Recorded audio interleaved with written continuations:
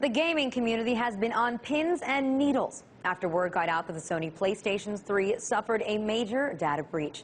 Earlier this week, tech sites started reporting that Sony suffered an external intrusion, which forced their online network to shut down.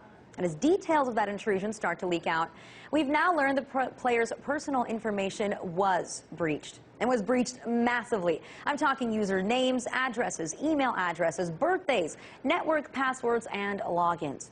And we should point out here, for the first few days that tech sites were reporting this unprecedented breach, Sony decided not to make any kind of public comment. It wasn't until days later when the tech giant decided to finally send a letter to each of their users to inform them of this major problem. And in their email, they stated, "We have discovered that between April 17th and April 19th, certain PlayStation Network and Curiosity Service user account information was compromised in connection with an illegal and unauthorized intrusion into our network."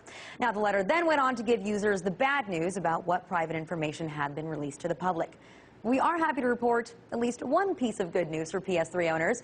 Turns out that while the hackers do possess some personal information, your actual credit card data was encrypted, meaning that they cannot touch it. So while gamers breathe a slight sigh of relief there, I would like to take a moment to ask Sony where the hell their priorities lie. If you remember a few months ago, we told you about how Sony filed a lawsuit against George Hotz when he released a code online to show other gamers how to modify their console and even use pirated games on their system.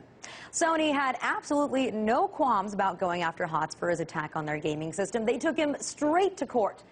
So keeping all of that in mind, we can't help but wonder, why hasn't Sony taken more steps to protect their customers? They spend so much effort tracking down one guy who damaged their bottom line. Meanwhile, they leave their own database open to hackers who potentially have gained enough information to perform identity theft on 77 million users. So maybe Sony should redirect some of their vast resources to protecting the personal information of customers, the people who have made Sony what it is, rather than waging a legal battle against one lonely hacker, George Hotz.